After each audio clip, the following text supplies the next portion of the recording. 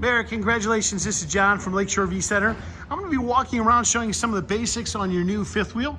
So as we walk you around the camper, if you do have additional questions afterwards, please don't hesitate to give me a call. You can always reach me on my personal cell phone number at 231-740-6225.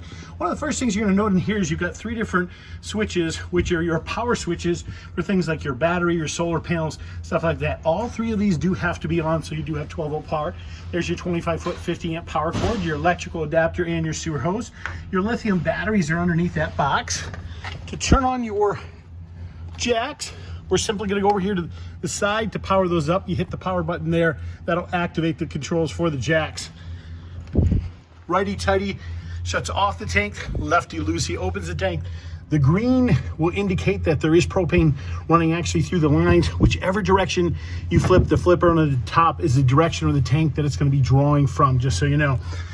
Wonderful basement pass-through storage here. This is our docking center right here. In here, we've got a shower up top. We've got a water heater bypass right here. Freeze guard is where we pump our antifreeze through the system.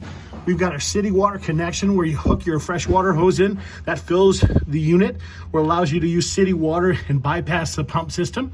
Winterization, that means we're simply winterizing the unit. That's not something you'll typically have on. That'll typically be off, especially in the summer.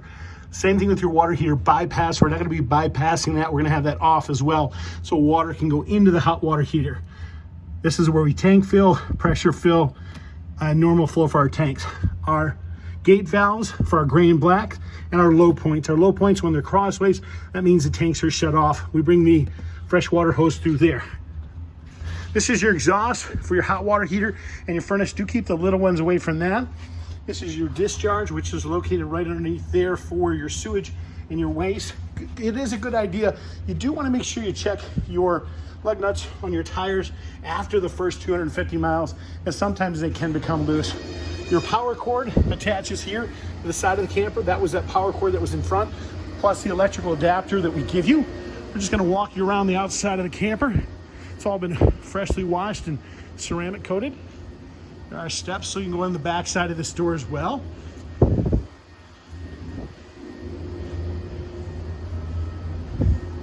going to walk inside here, you guys, and show you where everything's kind of located.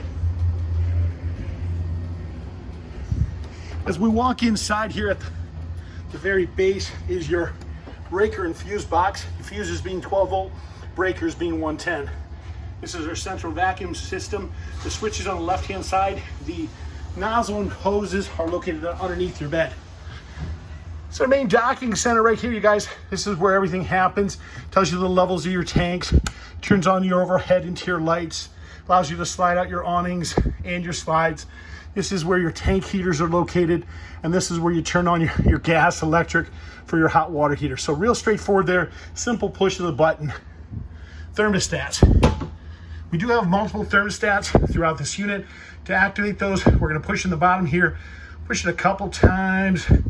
Notice cool air comes on. We'll adjust the temperatures with the little arrows. To go to heat, we'll simply push it a couple more times. Go to toggle to heat. Same thing with the up and down, the arrow keys, and then we'll push it again to shut that off. There's your refrigerator. Very important. Keep this lock in place. That lock will keep the doors from opening as you're going down the road. This is just to let you know your smoke detector is right there. Battery goes in it and then goes on the ceiling, just so we make sure that you have all your safety stuff in place. This right here, your keys around the kitchen faucet. So that's where all that's located. Fireplace is a real simple operation. All we do is we're going to hit this button here to the far right. That's going to turn us on. That will adjust our temperatures. This will adjust our color and mood. And there we go. That's simple. Our refrigerator is again 110.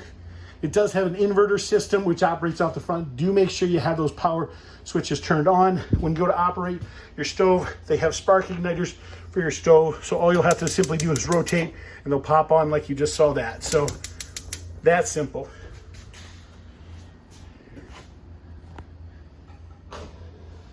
Your remotes for your TV and fireplace are located in your kitchen drawer right here.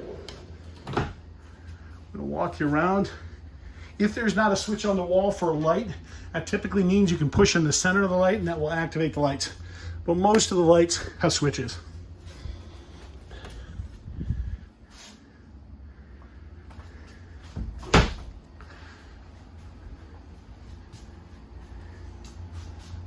Carbon monoxide detector is located down here for you guys.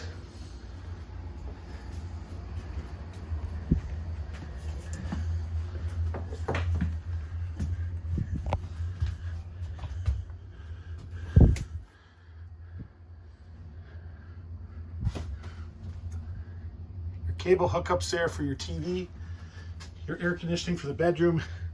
There's a thermostat for that as well.